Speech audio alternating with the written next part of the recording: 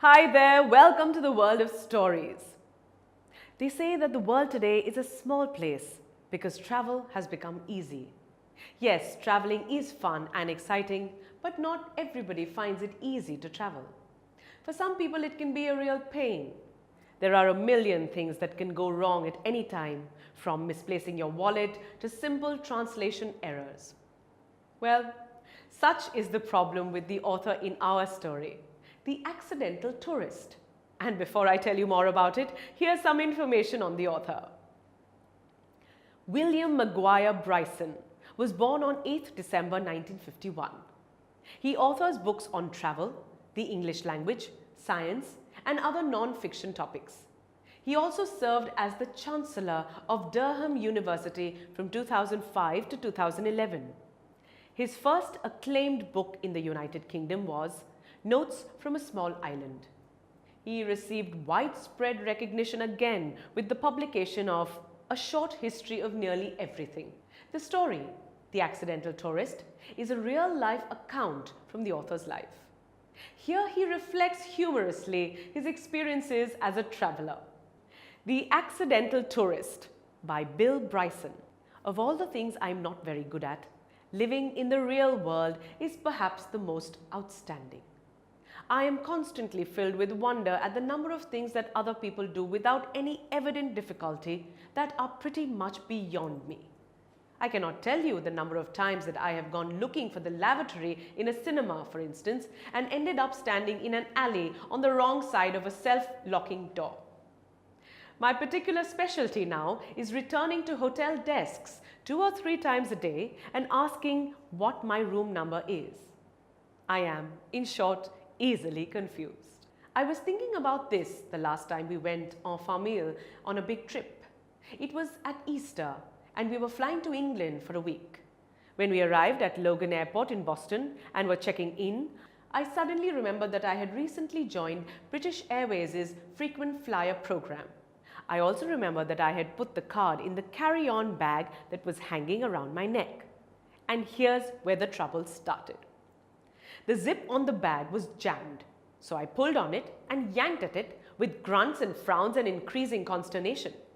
I kept this up for some minutes, but it wouldn't budge, so I pulled harder and harder with more grunts. Well, you can guess what happened. Abruptly, the zip gave way. The side of the bag flew open and everything within, newspaper cuttings and other loose papers, a 14-ounce tin of pipe tobacco, magazines, passport, English money, film, was extravagantly ejected over an area about the size of a tennis court. I watched, dumbstruck, as 100 carefully sorted documents came raining down in a fluttery cascade. Coins bounced to a variety of noisy oblivions, and the now lidless tin of tobacco rolled crazily across the concourse, disgorging its contents as it went. "My tobacco!" I cried in horror, thinking what I would have to pay for that much tobacco in England now that another budget had come and gone, and then changed the cry to "My finger, my finger!" as I discovered that I had gashed my finger on the zip and was shedding blood in a lavish manner. I'm not very good around flowing blood generally, but when it's my own, well, I think hysterics are fully justified. Confused and unable to help, my hair went into panic mode.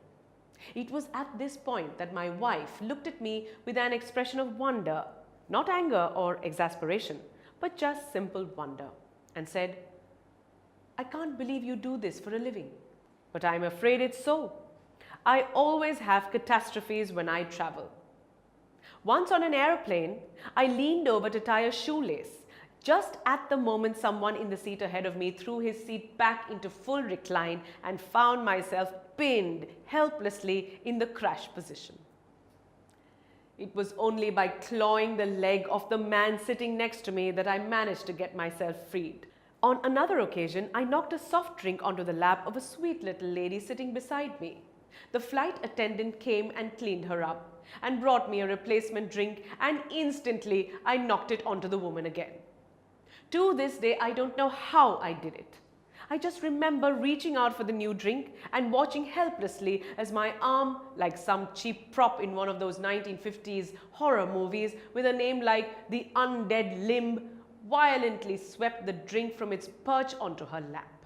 The lady looked at me with the stupefied expression you would expect to receive from someone whom you have repeatedly drenched, and uttered an oath that started with "oh," finished with "sake," and in between had some words that I have never heard uttered in public before, certainly not by a nun. This, however, was not my worst experience on a plane flight. So to begin with, the author confesses that he gets baffled by anything and everything around him.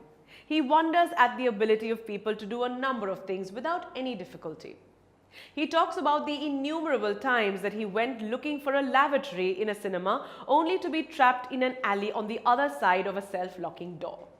He also talks about times when he forgets his room number at the hotel and returns to the desks a number of times asking for his room number. Once during Easter, along with his family, the author had been on a big trip to England. While checking in at the Logan Airport in Boston, the author suddenly remembered that he had recently joined British Airways' frequent flyer program. He had put the card in his carry bag, and this is where the entire trouble started. You see, the zip on the bag got jammed, and as the author tried to pull it forcibly, guess what happened? Well, the zip gave way. The bag flew open from one side, and everything that was inside fell out of the bag and flew over a large area. His documents scattered all over the place, so did his coins and the tin in which he had packed tobacco. He cried in horror, thinking that he would now have to pay much for the tobacco in England. Suddenly he realized that his finger was bleeding profusely. He confesses that he is not very comfortable with blood. Then the author tells us about another incident that he had while traveling by air. It so happened that while on an aeroplane, he leaned over to tie a shoelace.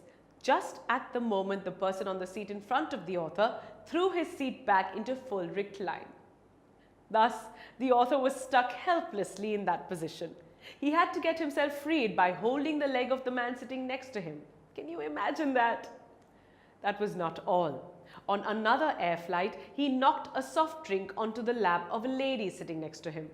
And after the flight attendant came, cleaned her up, and replaced the author's drink, he once again spilled it on the woman. Although he cannot remember how that happened, all he recalls is that he was reaching out for the new drink, his arm swerved violently, spilling the drink onto her lap. The lady was certainly dumbstruck, and she finished by swearing at the author. You know what? Had I faced something like this, I would have hidden my face deep in sand, never to be seen again. And the author says this was not his worst experience. What can be more embarrassing than this? Well, we have to read further to find out. TutorMate. For more amazing video lectures, download the free app on the Apple App Store or Google Play Store.